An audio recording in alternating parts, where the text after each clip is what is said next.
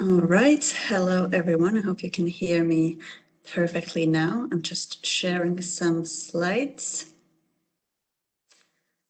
Perfect. So good afternoon, everyone. My name is Lotta Virtima. I'm a project officer at Ocean Energy Europe, responsible for Decommissioning, the European technology and innovation platform for ocean energy that aims at promoting ocean energy on its way to industrial rollout. And today's webinar is on decommissioning bonds for ocean energy projects. We have two very interesting presentations coming up, but just some housekeeping before that. So we will have a Q&A during the webinar as well. So you can write any questions during the presentations or after in the questions box on the right side of your screen. And we'll take them after the presentations then. Normally, I would say that you can find the recording and the presentation slides on our website, easypotion.eu, but our website was located in a data center that burned down a couple of weeks ago, and we're still working on getting it back up. So unfortunately, it's not available at the moment, but hopefully in the coming days. So I will put the recording and the presentations there. But if you do need the slides and recording already this week, don't hesitate to send me an email. You can see my email address on the slide there, and if you doubt your ability to type my last name right, you can also contact the info@easypotion.eu, and you will reach me through there as well. So don't hesitate, I can transfer you the slides and the recording, that's no problem. So today's webinar topic is decommissioning bonds, and for those of you for whom this is a new topic, a decommissioning bond is a financial guarantee that makes sure that a site used for an ocean energy project or any project can be returned to its natural state at the end of the project. So that's what we're talking about today. Decommissioning bonds are very important for any offshore renewable projects, and there are special considerations to take into account for ocean energy pre-commercial and demonstration projects. So installations, as I said, need to be removed after the project, and at the same time, it should not pose any risk or as low as possible, a financial burden that would threaten a project viability. So in this webinar, we have two experts from two different test sites today to share their experience on decommissioning and how to balance the risk and reward. And with that, I would like to introduce John Skews from European Marine Energy Centre, EMAC, from Scotland. John Skews is the operations and maintenance manager, and I think EMAC has a lot of experiences on this topic. So John Skews, very happy to welcome you here. I will very quickly give you the presenter rights so you can start sharing your presentation. Okay, thank you. Okay, bear with me, guys.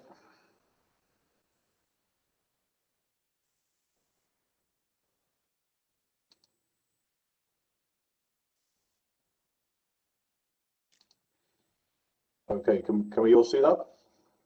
It's loading now. No, perfect. Great, okay. Well, hello, good afternoon, everybody. My name is John Skews. I'm the Operations and Maintenance Manager for EMEC, the European Marine and Energy Centre. I'm responsible for keeping our Orkney-based wave and tidal test sites open to developers, including getting devices onto the site and their removal at the end of the test period. I've worked for EMEC since 2012 and with several tidal developers prior to that. The focus today is really decommissioning, and the important part that plays in the commercial viability of not only a project but of the industry as a whole. So a very quick piece of background information on EMEC.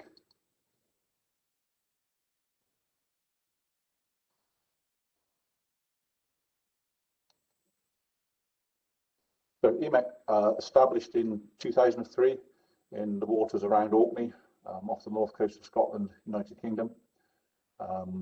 We are blessed with decent tidal flows and also very good wave resource there as well. So the wave site was opened in 2004, which is a connected wave test site, followed in 2006 by the tidal test site, again grid connected.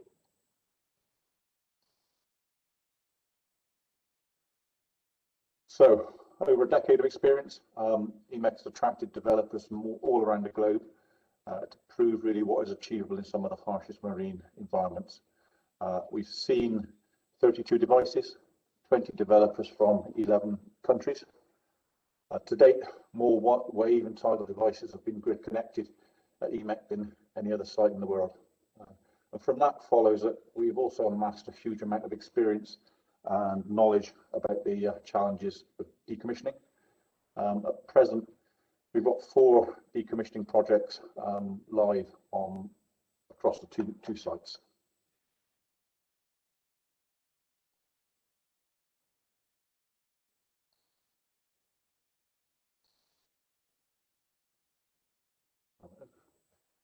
So really, as an introduction, I want to talk about the learning curve, the changes we've seen to licensing, the practical aspects of decommissioning.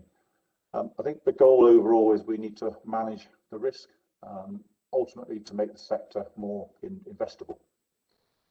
But since the establishment of EMEC, one of our objectives has been to provide a test bed for learning to support the development and growth of the marine renewables industry. It's been a steep learning curve and is likely to continue that way.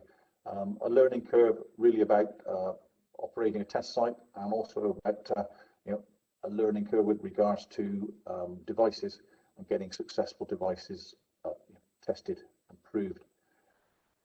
Decommissioning from a developer perspective and also the ongoing operation test site has been a constant part of that learning curve. It's not always been smooth.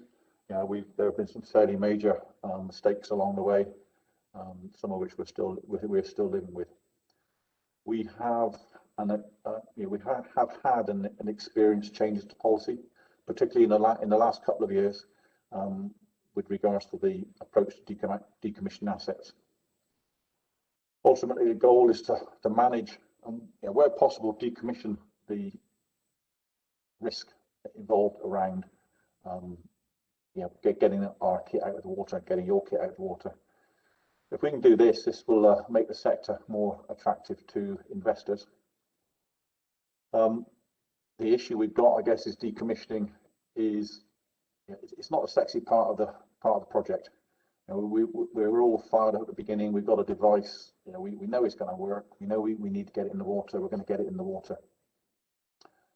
I think when we come to decommissioning at the end of that project, there's normally 2 possible scenarios. The first one is that it's been successful, and device has performed. We got it in the water. We took it out of the water. We took the device out of the water. What we want to do now is focus on moving forward, getting on to the next device, commercializing this one. The last thing we want to think about is actually getting the site clear, getting any kind of foundation removed. The other option, or the other scenario really, is that we've had a failure with the project, and either that can be some kind of equipment failure, or even just a project funding failure, and that does leave the question: who's going to clean up? And this is where we're seeing the recent move to decommissioning bonds and securities coming into play. So recent government policies and changes are requiring now that financial security is in place to cover the decommissioning. I think up until recently, that's never really been pushed. and we're certainly seeing that it is our. So if we take a very quick look at the guidance, and this is particularly as regards to the UK and Scotland.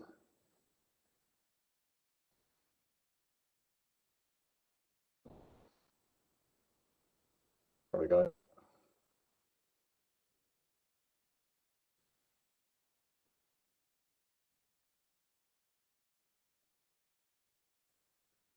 So the main change we've seen through the guidance is that the responsibility for managing and ensuring decommissioning takes place has changed, certainly in the UK, from the UK government to the Scottish government.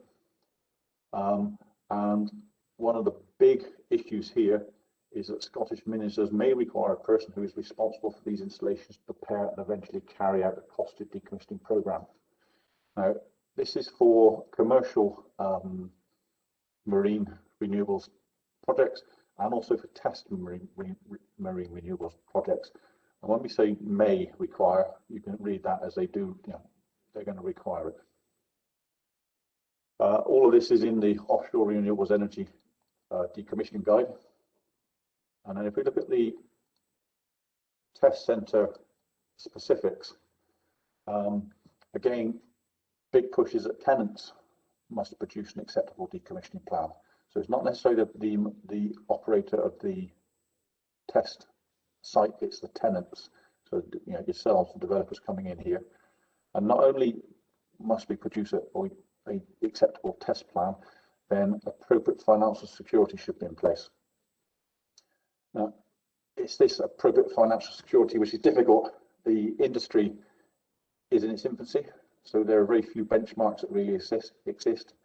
And secondly, the security needs to be signed off by government departments, certainly here in Scotland, and government departments are traditionally very risk averse. And lastly, all of this needs to be done before deployment. But the last thing people tend to think about is when they're pushing to get a device in the water is paperwork, decommissioning plans, getting them all in place. But we've certainly seen, from a licensing point of view, a very strong push to make sure that this is happening. Again, more so now than in the future, in the past. So we talk about stages in the guidance.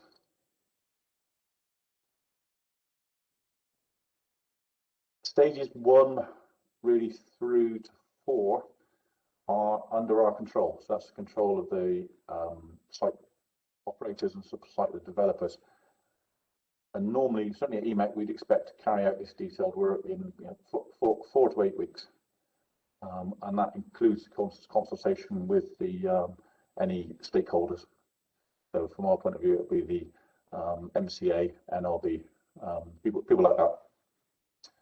And then stage 5 to 6, and this is where we're seeing the delays. This is when we put, we or you put the submission in to the licensing body. In our case, it's Marine Scotland. And to date, we're seeing 6 months plus, potentially longer.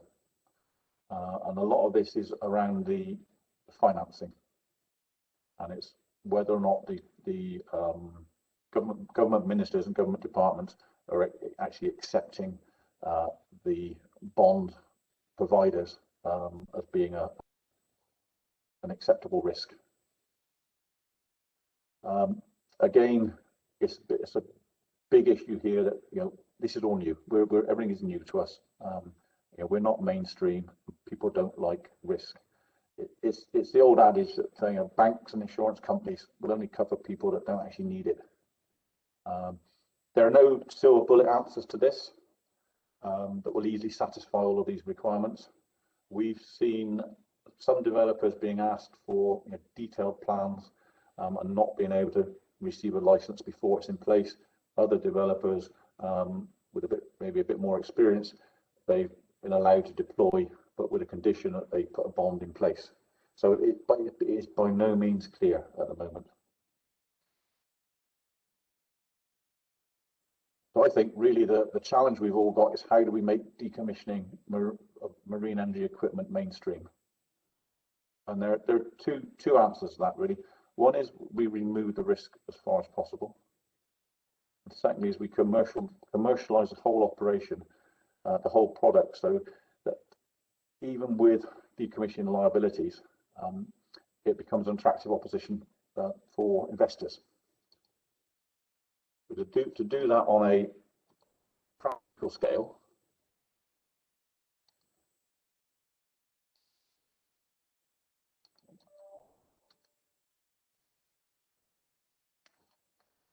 we need to answer the questions: is decommissioning an afterthought? And what we've seen over the years at EMEC is that it's not an afterthought. We've seen some very slick, successful decommissioning operations carried out. Devices removed, structures removed, seabed surveyed, absolutely clean. You would hardly know that anything had been there, which is the ultimate aim in this. However, we've also seen experience where little consideration has been given to how we get the kit off the seabed and clean up. This is an illustration here. This is a piled tripod arrangement. A couple of very easy things that could have been done at the design stage that weren't, which made the decommissioning potentially dangerous to carry out and also very expensive. One was that just purely no real thought had been given to how this was going to be cut up subsea. So that we ended up, or the result was we ended up using divers at one stage, which is the last thing I want to see on any of the sites. And then when we were able to use diamond wire cutting kit, we ended up again having to cut away a lot of equipment just to get the cutting kit in. So with a bit of thought at the design stage, all of this equipment that needed cutting away could have been placed elsewhere. We could have had lifting lugs put onto the various sections. So again, we'd have gone down with an ROV and threaded a cable through rather than sending a diver down. So it's very important to get all this sorted out. To think about physically how we're going to do it, what we're going to use to do it, what tooling is required, what vessels. Again, you'll know yourselves. If we can do this using multi-cats, small multi-cats, then we're on a £5,000 or £6,000 day rate. If we're using heavy lift DB ships, then we're tens of thousands of pounds. And the last one is debris recovery. I mean, what we have found is that there's a huge amount over a 3 or 4 year project. A huge amount of debris ends up around the periphery of the site. Bits of cable, lifting strops, shackles, and again, we spent days surveying the sites and going back and picking up all these bits and pieces. All of this adds cost. So again, lots of relatively small items on the practical side that make a massive difference to the end result. So I think in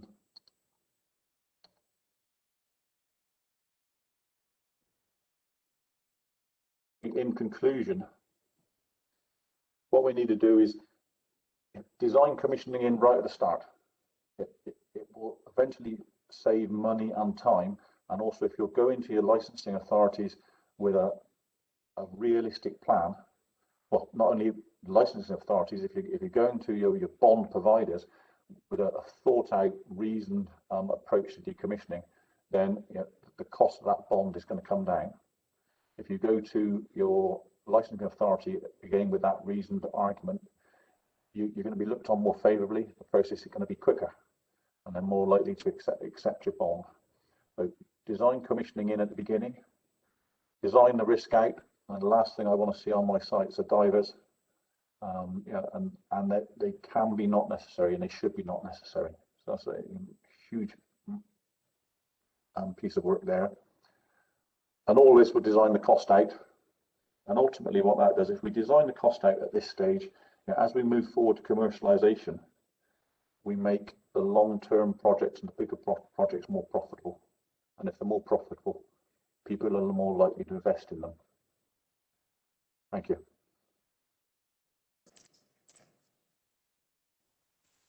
Thank you very much, John. I think that was a very interesting conclusion, an important one as well, on how you need to think about the decommissioning in different areas like technology, so that you can really reduce those costs at the end of the project. So we're long-term thinking there as well. Okay, we will move on to the second speaker, Tony Wright, now, who is the Marine Operations Director at Fundy Ocean Research Center for Energy. So Tony thank you for joining us here from Canada, Nova Scotia. Good morning. I think it's morning there at your side. So thanks for joining, and the floor is yours. Okay, Lana, thank you very much. John, thanks for your presentation. Really informative. And in some respect, I'm happy to see that in Scotland, it's not all figured out, because in Canada, it's not all figured out either. And I'm really happy that we're having this discussion, because it's a hot button topic for us in Canada at the moment, particularly the aftermath of Cape Sharp or Open Hydro's experience here in the Bay of Fundy, and how we kind of learn from that and move on. Because, you know, we have this interest, this dual competing interest of protecting the public interest with respect to these projects, making sure they're done properly. But at the same time, you know, I think we all want marine renewables to progress. And if it's too expensive, you know, it will never happen. And so the decommissioning aspect of this is a big function of the cost of the project. Anyway, so I've got a quick presentation to give Lotta. It's just a couple of slides. I just want to overview FORCE and maybe strike what the difference between FORCE and EMEC is. We're not necessarily a single device test site. Our developers are mostly looking at longer term commercial projects. And so there's a little bit of a twist on the decommissioning security side of it there. And then the last part of the presentation, I really want to cover off, you know, our lessons learned, our observations with respect to Cape Sharp's project here in the Bay of Fundy at FORCE. So I'll try and share my screen here, just bear with me.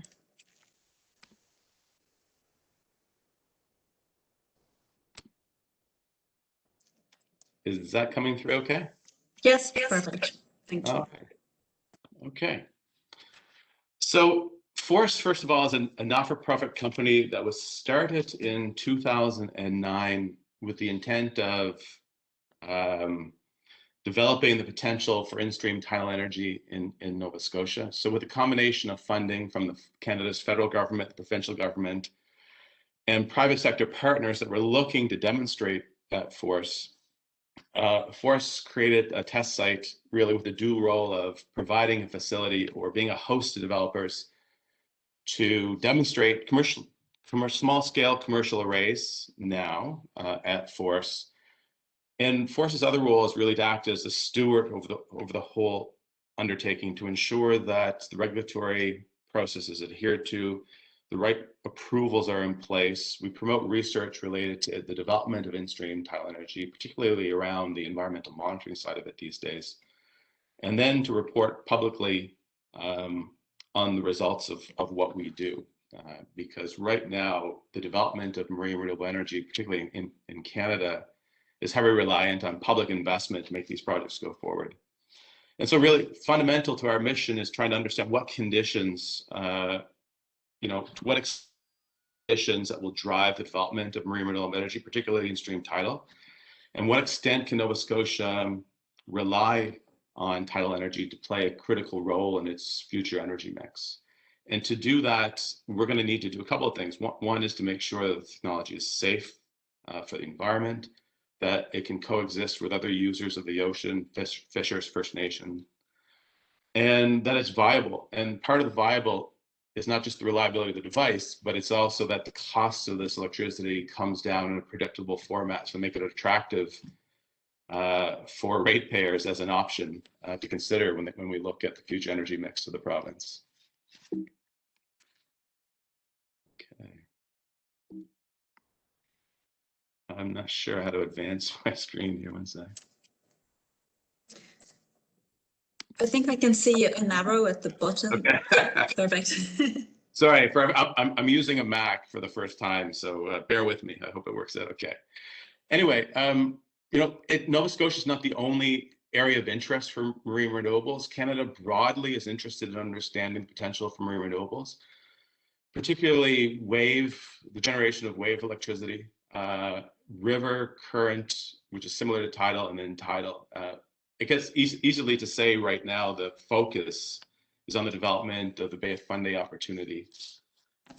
And what I guess the point here is that while there's a lot of interest, it's been a slow start. And I think the slow start is a function that in Canada, there's a lot of other competing options at the moment, other low cost energy sources, low carbon energy sources, lots of other renewable sources.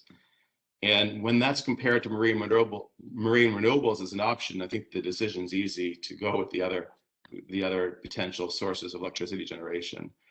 But there's still an interest to develop marine renewables. It has a long-term, benefit for the country for sure. It does have a role. And there's also a regulatory challenge though, because of there's a jurisdictional issue in Canada between the federal government and provincial government. And so that's played out in the offshore oil and gas sector, but it hasn't played out quite yet with respect to offshore renewables. There's also regulatory challenges around how to permit these projects from an environmental consent perspective. And so that's tending to slow down the pace of the project.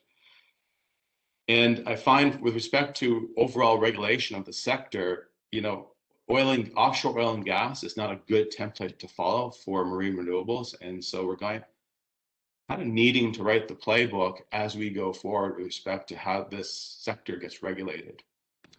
And that's slowing down progress. And I think that's one of the reasons why we have not seen wider adoption of marine renewables in Canada to date.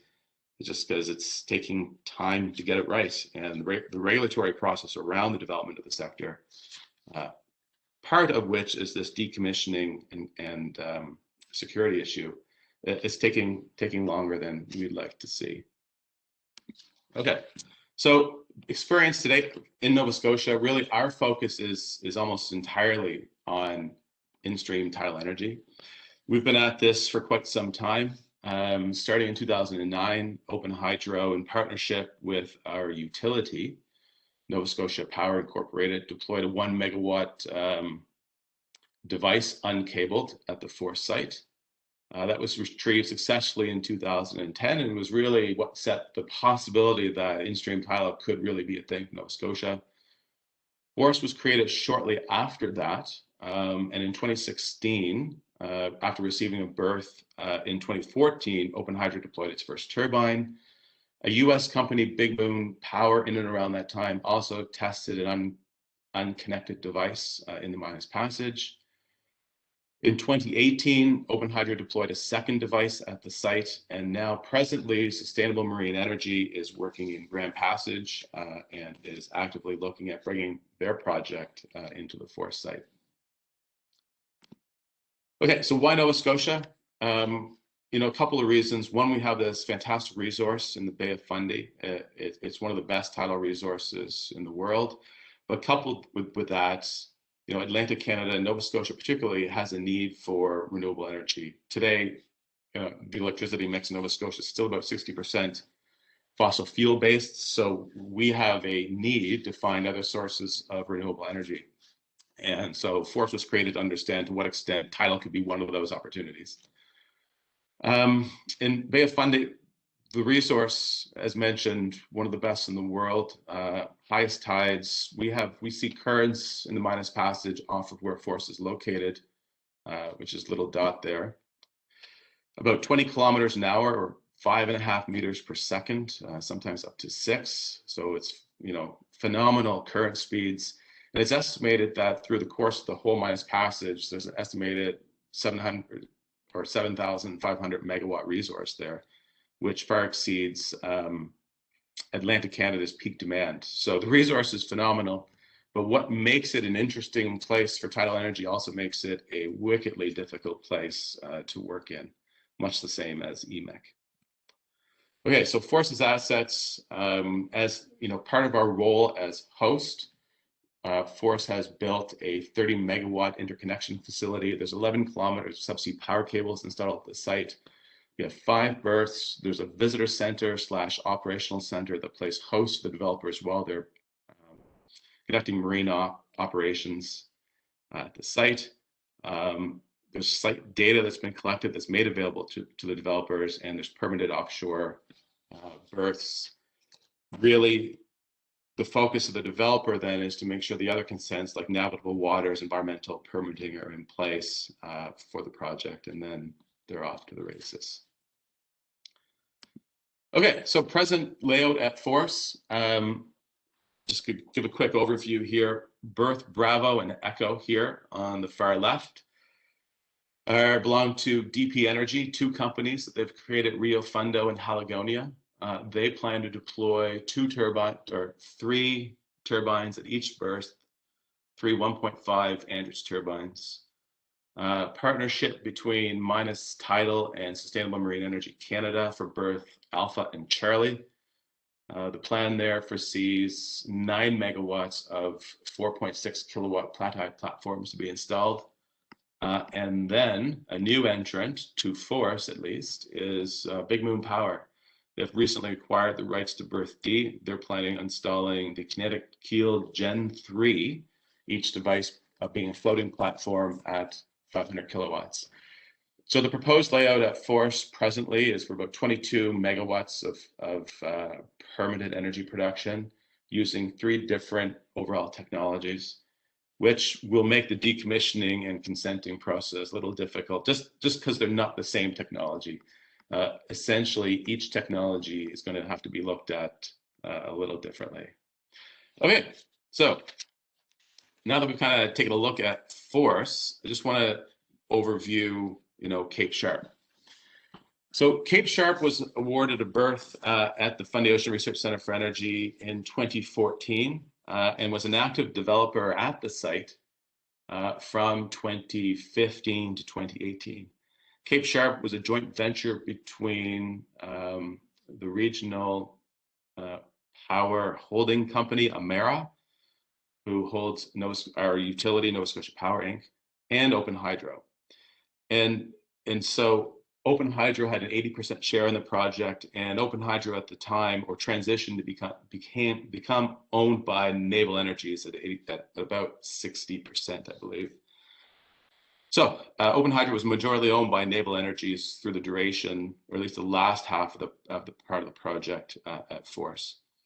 The Force project saw 4 megawatt commercial demonstration array to be developed. It would include 2 by 2 megawatt 16-meter turbines, as you can see in the picture here. The turbine, which you can see underslung from the Scotia Tide, which is the barge, weighed about 800 tons. So the overall device installed weighs about 1,100 tons.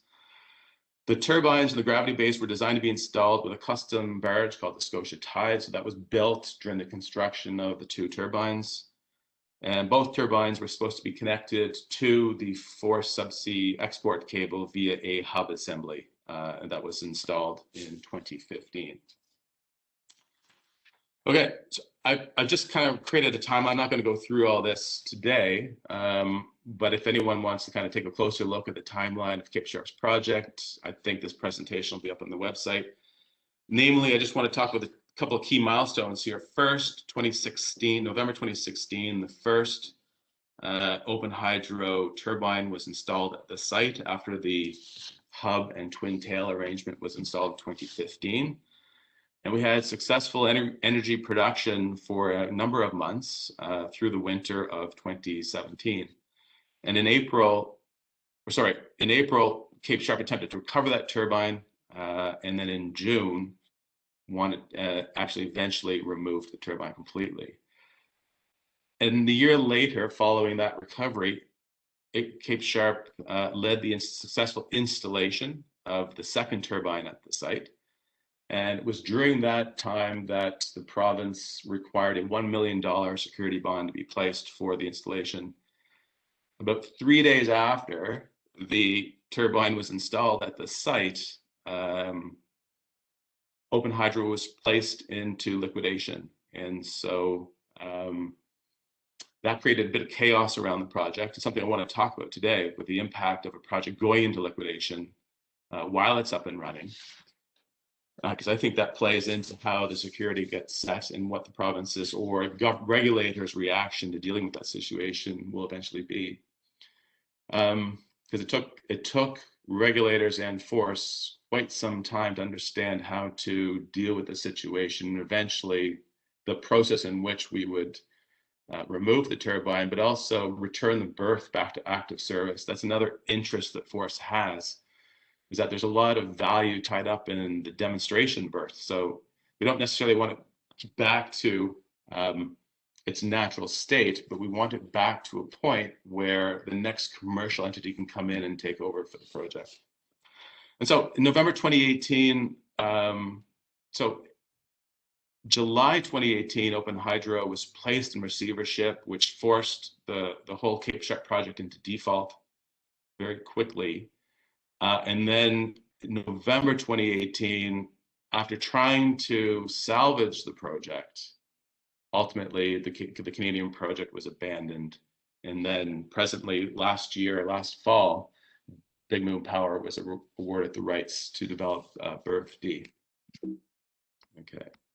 So, I mean, this is the key part of the presentation. This is kind of like my personal views on some key takeaways from dealing with the Cape Sharp situation. And I keep coming back to thinking about, to what extent is Cape Sharp a unique situation? And the answer is yes. And is it unique? Yes and no. It's unique in the fact that its financing structure was entirely funded from within the project. And so there was no equity, there was no debt partner to step in and try and salvage the rights. The company, or Cape Open Hydro, was placed into liquidation immediately. And with that comes, like, the guillotine falls, and the email addresses of all the employees are cut. There's nobody left at Cape Sharp to answer the phone. There's nobody left at Cape Sharp to help turn off the turbine. There's nobody left at Cape Sharp to help figure out how to keep environmental monitoring it so that Force doesn't lose its environmental consents. And so that kind of sudden, abrupt liquidation process really throws things into chaos for a period of time. The other, just going back to the unique situation for Cape Sharp, 16-meter turbines. I'm not sure if you can see the scale of that device relative to the cars in the background, but those are big, intimidating structures. Combined with the 800-ton gravity base underneath it, overall 1,100-ton marine lift is not a trivial undertaking, especially when we have currents, slack water periods that last maybe 30 minutes if we're lucky, with tides that exceed 5 meters per second. And so trying to recover that is a daunting task. And really, one could argue is the use of that special purpose recovery barge, the Scotia Tide, the only practical method to recover the turbine? My personal belief is that I think it is. And if you look towards other recovery methods, like bringing in a heavy lift ship, you're totally now into uncharted territory about whether that's safe or even viable way to recover something like this. And so in that respect, I think this is a unique situation. And regulators, when we encounter these unique situations, need to be particularly on guard to how are they going to be decommissioned properly, safely. The other aspect of the liquidation process, I think that needs to be, and this would probably be in the case with any receivership, or I think in the UK called administration, is that even if you have the recovery resources, you don't necessarily have the right to intervene to recover the turbine and to dispose of it if you want to. And so we're still trying to iron out regulators' authority to step in to basically turn a turbine off, make it safe, recover it because it's a navigational hazard, get it out of the water, and not be in violation of the rights of the creditors. And so that balance between creditors' rights, the trustee obligations, and the incentive for the province to kind of like return this project site back to normal as soon as possible so that it can meet its objectives of demonstrating title. There's a real balancing act there. And to the extent that government can impose regulations to give itself the right to be able to step in and not seize assets necessarily, but just get them out of the way and make them safe so that the industry can carry on, I think speaks to the public interest. The other issue is that, you know, as much as we want to see these projects be commercially viable, there's still a challenge with respect to, you know, connecting the dots to make sure that these projects make financial sense. Particularly, you know, that will come, but we need more projects in the water. And right now, you know, tidal energy projects are not great commercial investments. And because of that, you know, there's not a lot of interest out there for people to come in and buy a project. There's only a select few entities out there globally that, you know, have the resources, that have the ability to understand the value of what's left behind at Cape Sharp. You know, the power purchase agreement that's in place, the license to generate the electricity, the infrastructure at Force. You know, you've got to really know your game to understand that that's valuable. And so in the attempt to sell Open Hydro or sell the project at Force, it ran into that issue that there's just not a lot of ability and not a lot of investors willing to make that jump at the moment. When you now add in the requirement to remove the turbine, it basically becomes, you know, a very high risk financial move to do that. Okay, so as I mentioned previous, there was a $1 million security placed on the recovery, and that was drastically, the cost to decommission the project was drastically underestimated for a number of reasons. So, you know, $1 million would have been, I think, enough to recover the turbine should you have clear access to the Scotia Tide, that there was a short period of time between the liquidation and the actual removal process so that the barge, you know, stays in class, the equipment on the barge stays, you know, operational. When you're talking time period of 2 years, that all goes away, and now you need to kind of bring this Scotia Tide back to life if you can get access to it. And so even with the project, you know, abandoned, the status of the Scotia Tide, this unique barge to recover the turbine, the status of that was questionable. I mean, there was 5 creditors that had a lien on that barge that all needed to be satisfied before the barge could be sold to an entity that wanted to, you know, work with Big Moon Power to recover the turbine. That process, that juggling of interests, was you know, quite tiring, frankly, but ultimately got resolved. And so when regulators looks at the cost of the project, they need to consider these things. They need to consider, wait a sec, there's a chance this project could be just completely abandoned. We're going to have to lead the recovery somehow, or use the security to get someone else to do the recovery of this open hydro turbine. What's the cost of, you know, accessing the Scotia Tide, making sure it's in class to a suitable, you know, to a point where it can actually do the recovery? What's the cost of not only removing the turbine, but disposing of it? And in term, you know, between the actual recovering it and the disposal, who's going to pay for the wharfage fees, or wherever it's going to go? So that needs to be considered. And then you need to consider, how do you remove the balance of plant, which is, you know, in this case, quite significant.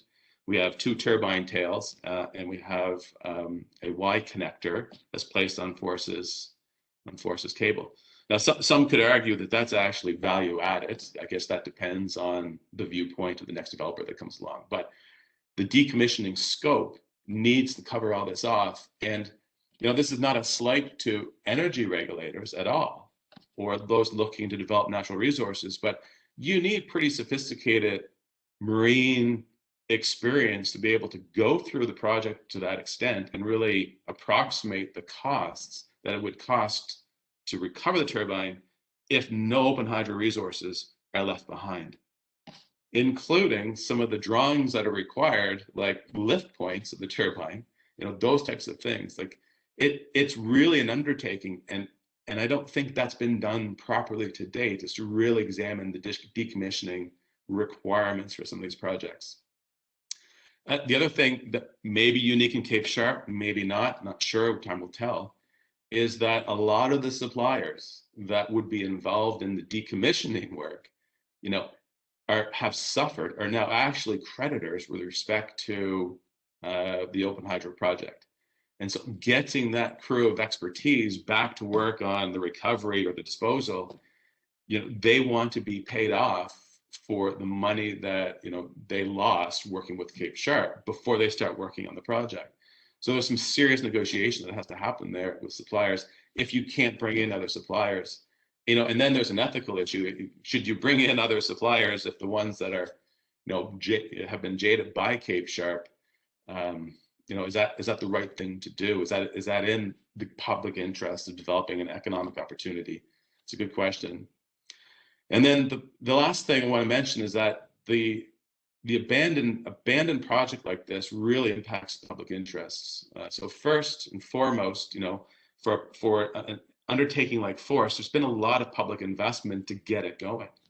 As I mentioned right from the beginning, Force has been created with funding from both the federal government, provincial government, and the private sector. So there's a lot of interest to see it be successful. And these kinds of news articles that you see here don't help maintain that government or public interest well. The other thing is that, from a regulatory perspective, an environmental regulatory perspective, leaving an operating turbine running is not necessarily in the best interest of anybody. And so, how that impacts public interest for those that are concerned about the environmental risks of operating turbines. And so for a period of time around that, Force needed to step in and do environmental monitoring around the turbine. Because and there was even a point of when the decision was made to try to put the turbine in free spin, is it actually turning? Is it not? Who has the knowledge of the onshore control system to go in there and ascertain that? Can you do that from completely without using Cape Sharp's equipment? So what Force was charged with monitoring whether or not the actual device was turning, because that impacted our overall environmental consent for Force, which impacts the other 4 projects at the site. So I know I'm being a little long-winded here. I will move on. So I guess one of the things too is that it would be easy to say government or regulators, well, that's okay. We'll just command a very high security bond to deal with all these risks. But that's not the answer, because demanding those high security bonds to deal with all the stuff, all the issues I just highlighted, we'll never get projects in the water. And so there's this dual competing interest between safeguarding the public interests and setting the commissioning bonds, but also protecting the investment that's been made in building sites like EMEC and Force, so they continue to offer the service of demonstrating marine renewable energies. So regulators need to think about that, but they also need to think that there's got to be another way than purely commanding financial security, because that will never get us to where we need to be. First of all, it will never incent the demonstration or testing of devices. And secondly, it'll never bring down the cost of marine renewables to the point where it is competitive with other sources if we keep asking these high rates of security. So I am interested, I'm interested to hear John's perspective. I'm interested to hear some of the audience perspective on ways that we can safeguard public interest without asking for high security. And I've just thrown a couple of mitigating points for us to think about. One is that I think that a regulator in Nova Scotia and Canada right now for production of energy is the Department of Energy and Mines. The Department of Energy and Mines is not a marine-based expert, and so third-party expert advice when estimating the full scope of the recovery in different scenarios needs to be employed. And I think that goes a long way to addressing some of the public concerns that their interests are being protected, because at least now we have a starting point for what those costs are and an assessment about how unique a particular project is. Like if you look at this image on the left here, that's a unique energy project. It takes specialized skills to go in there and decommission something like this or recover a turbine. in an environment like force. And so that needs to be weighed into how you set the proper security. The other thing that is highly relevant is financial structure of the projects. You know, if and right now, and that was a unique function of Cape Sharp, I believe. Right now, we have 5 berth holders that are all relying on private equity and debt financing partners. Debt financiers will want step-in rights to try and intervene and step in and save the project. I think that's a good thing. We're not going to see the sudden liquidation like we saw with Cape Sharp. At least I don't think so. So I think that plays into it as well. The other thing is for regulators to have regulations embedded within legislation that give clear line of sight about their ability to step in and remove a turbine or a structure so that the site can be returned back to active production of marine renewables. So I think that's something that could be looked at. Regional infrastructure for decommissioning. So right now, when we go to remove it, when I say we, it's really now Big Moon's responsibility after requiring the rights to berth D. When Big Moon goes to recover the turbine, where do they put it? You know, are creditors going to intervene to prevent Big Moon from actually proceeding with the disposal of the asset? So this type of infrastructure that developers could rely on to kind of park assets while some of this legal stuff is figured out, I think is pretty critical. And that can be done in advance of any future project permitting. So I'm over time. Sorry about that, Lotta, but it's a real interesting subject, and I hope we can kind of continue to create like what are the issues, what are observations, and what are different regulators doing about it, because we got to get it right if we want marine renewables to be successful. That's it. Thank you, Tony. In fact, thank you very much for the presentation. I didn't want to cut you off because I was very fascinated by the case study as well. Okay, so I let you go a little bit over time, but I would now like to bring John on the screen as well. We have a few minutes for a short discussion, and I wanted to just maybe bring up one theme that, well, you, Tony, touched in the end there as well. So because of the stage of the sector, it's still, you know, quite in the early stages in a way, and it might be difficult to get all the investors on board, and especially if you need to then have all the money for the decommissioning already before the project. So are there any ways or mechanisms that could help that? Because many ocean energy developers also are SMEs, so they're small companies and may not have that resource in-house either. So in order to secure the funding for the decommissioning, but not asking it up front, could there be kind of, I don't know, monthly allocation of money on a decommissioning bond or any other mechanism that could help that from that side in a way? I don't know if I'm explaining myself well, but any ideas or thoughts on that would be welcome.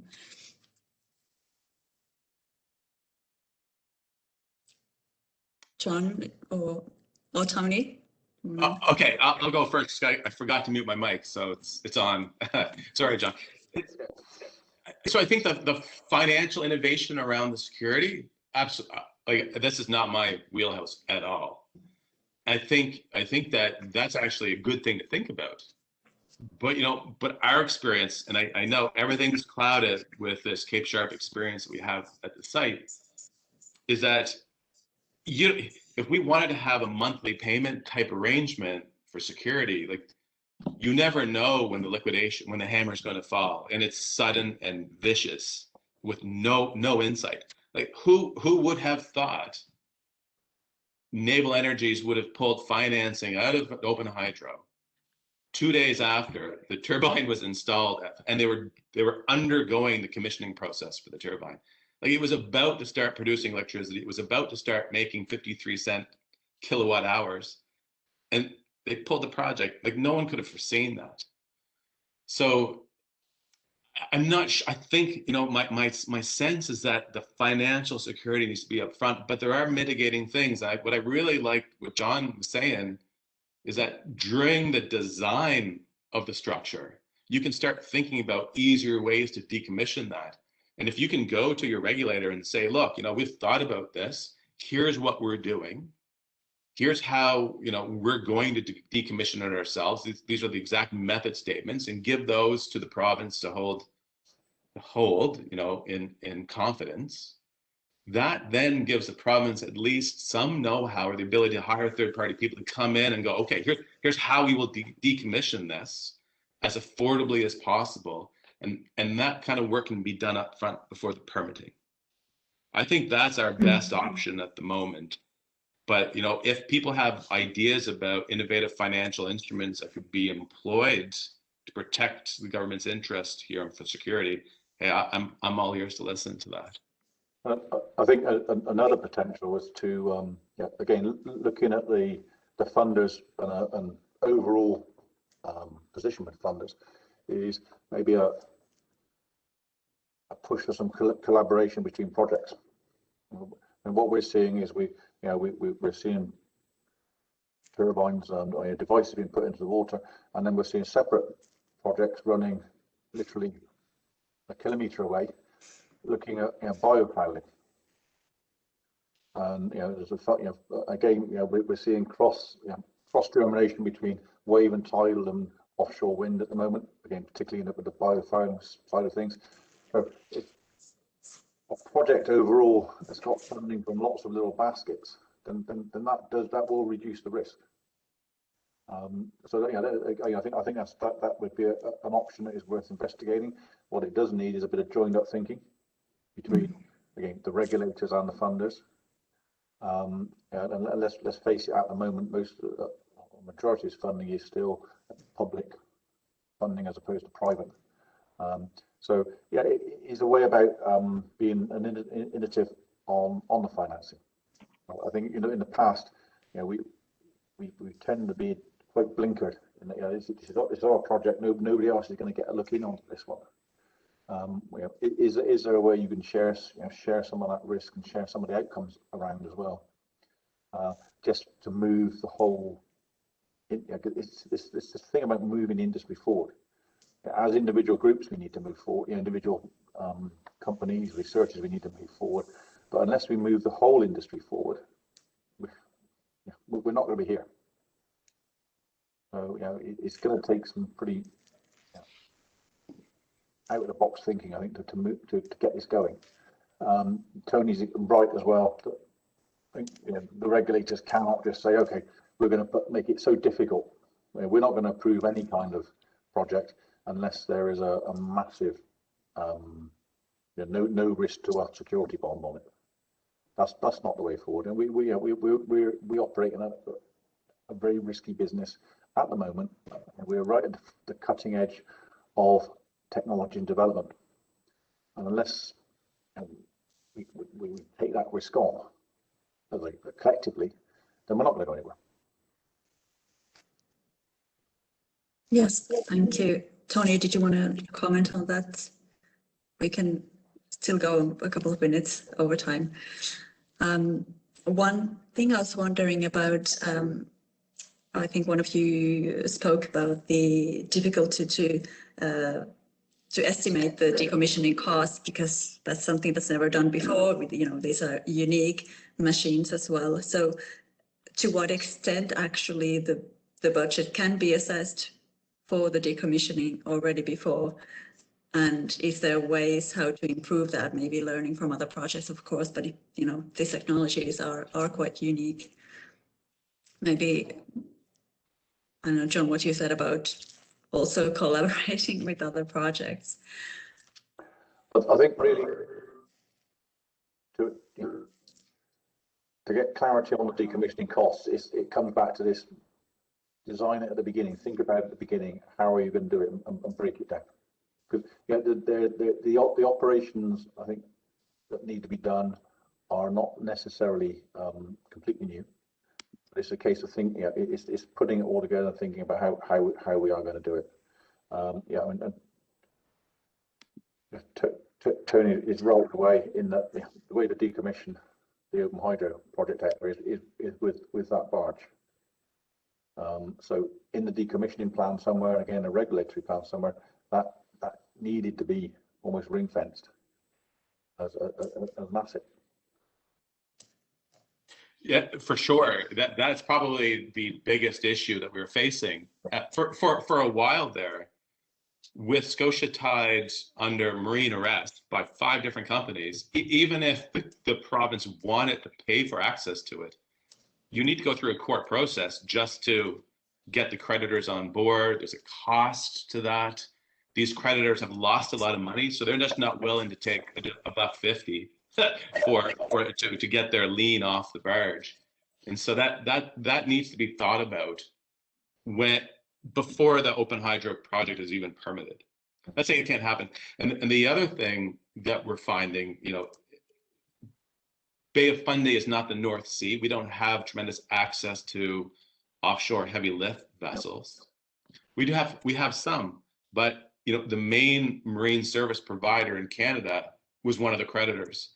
And so if you want quick and ready access to a heavy lift, anchor handler to go in and operate Scotia Tide, and that creditor's owed $2 million, they're not going to be really motivated to help you out until they get paid off. So that delays this issue as well. So this is why I'm a huge advocate.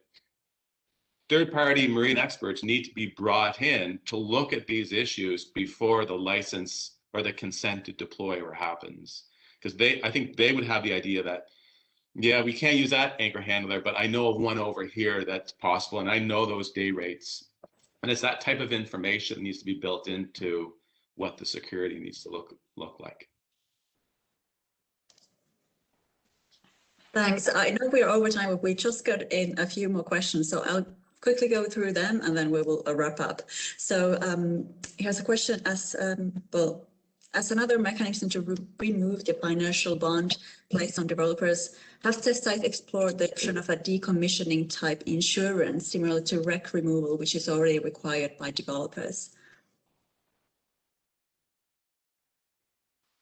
We haven't heard, but yeah. my just knowing what it takes to cover some of these things, that the cost of the insurance would be the same as the decommissioning bond. But generally at this stage, and trying to get an underwriter to understand the scope of what's being proposed is very difficult. So I just give you an example. When Force went to market to try and insure our subsea power cables, the annual cost of the coverage for subsea power cables is $300,000, with a caveat that it won't insure any perils due to environmental risk. So what's the point? So I don't know if insurance is ready to respond to this particular situation. That's my gut feel. Maybe it is, and maybe that needs to be looked at. It's a good point. I like it. Yeah, I think you're right, Tony. It needs looking at them. I mean, we did a similar exercise for our scale sites and seeing if we could get an overall policy that would take that burden off of the really small guys. And we just got no leeway or track with the insurers. And again, it's difficult. I think it comes down to lack of experience, and somewhere along the line we've got to get that experience and get people out there to recognise it. And I think again that's going to be a joint. Nobody as an individual, no individual test centre is going to do that. No individual developer is going to be doing that. We need to be doing that as an industry to get that confidence in place. Thanks. I'm just moving on to the next question. I think John talked about this a bit before. Had developers in North America or Europe considered a syndicate or mutual fund to cover decommissioning risk and costs? John, I think you mentioned that at some point. Yeah, I think it's certainly a way forward. Let's say almost some kind of mutual society arrangement where everybody chips in. It's certainly worth investigating.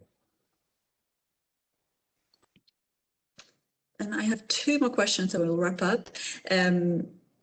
So here's a participant who thinks that the the key may be ensuring developers have properly scoped the decommissioning process and costed it. And you mentioned the vessel requirements are still unclear, for example, HLV. Can you say any more on that? I'm not sure if this is for Tony or John now, but any thoughts? So I mentioned the issue of HLV with respect to recovery of an open hydro turbine. I guess I'm not writing. I wouldn't. I've learned now after working in the sector for 8 years that that there's many ways to approach a problem. The way you think it's right is not the only way it's right. But a heavy lift ship working in a tidal environment where the flows change, every 6 hours, knowing how a heavy lift ship works, the time it takes to lift 1,000 tons off the seabed, and then not having the detailed knowledge of where the structural lift points are for that lift, I'm just not sure we could ever get an HLV company to come in and take that risk. Like, if I was a captain, I wouldn't want to do it until I have detailed knowledge and engineering assessment of how that lift is going to happen. And right now, that information, the turbine wasn't designed with those lift points in mind. So the risk would be you get halfway through a lift and then you become stuck out there. And now you've got a turbine and an HLV that need to be decommissioned. Yeah, exactly. The worst case scenario. I mean, yeah. But I just want to make the point that in these wicked tidal environments, you got to be really careful because you could get stuck. Being stuck halfway through a heavy lift and the tide changes would be really a disaster. It would be a huge risk to life. And so you got to think of those things as you kind of look at these other options. And that's why I say that I think an HLV would be a very tricky undertaking. Yeah, I totally agree on that. You're talking about work windows of minutes in some situations, and that just doesn't give you doesn't give you a fallback position. Indeed, and the last question is, not really related, but let's see what you say. So you often see the assumption that decommissioning is simply the reverse of the installation. How realistic is that? I'll let you, John, go first. Yeah, no, I think it's very unrealistic. For all sorts of reasons. The kit's been in the water for a certain amount of time. You've got all sorts of fatigue issues to potentially deal with. You've got marine growth to deal with. Just purely the weight of the structure coming out after a couple of years is significantly different. It's not a. I see method statements. People have run out of steam by the end, and it just says reverse of install. That doesn't get much further than the black bag under the desk. Yeah, it's not the same process.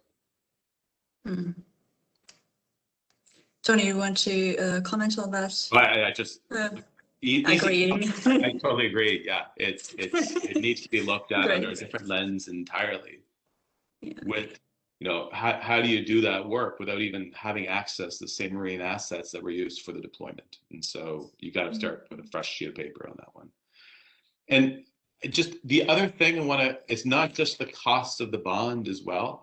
I want to say that even if, so demanding higher and higher security is not necessarily the answer, because for us, and if I look at this Cape Sharp situation, the cost was underestimated, but also the uncertainty about accessing the assets. Like, how do you resolve that?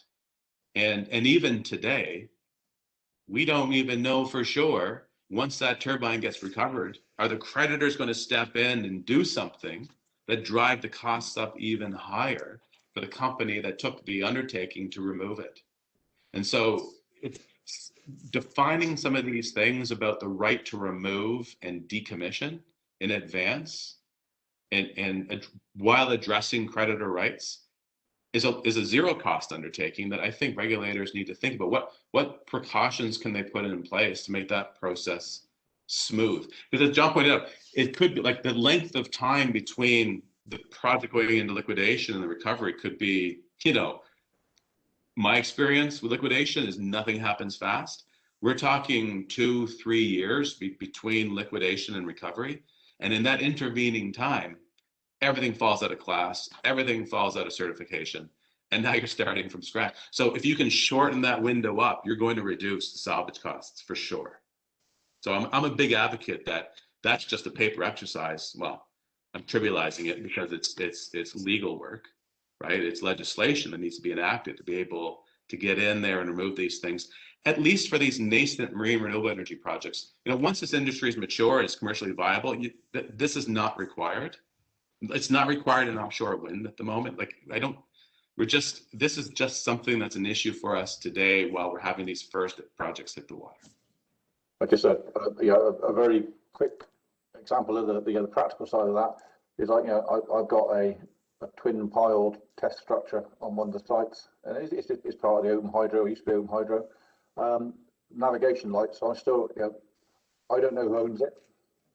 We're still running power out to it to power navigation lights. When that power goes down, I have to send somebody out to board a structure that we don't own to get the lights going again. Purely because, from my point of view, the risk is greater to me, ourselves and our site of not having those navigation lights on, and it is an unknown, and that's an issue, because at some stage it will fail completely. Yeah. Thank you. I think with that, we will end the webinar. Sorry for going a little bit over time, but I certainly have learned a lot, and I think one of the big takeaways really is to take decommissioning already into consideration in the design of the technology already, because that can really reduce the decommissioning costs as well. And as Tony highlighted, regulators need to also be involved and have that kind of better involvement, let's say, in this, so we can kind of make sure that those bad experiences do not happen again. Of course, it was, I mean, these are complex issues. Okay. Thank you, Tony and John, for your presentations. And as I said, the recording will be on the website once it's up again. And if you need the slides before that, you can just send me an email. Thank you for participating. Thank you to our audience today, and I wish you a very nice rest of the day. Bye. Okay. Thank you. Thank you, Lada. It was great. Great.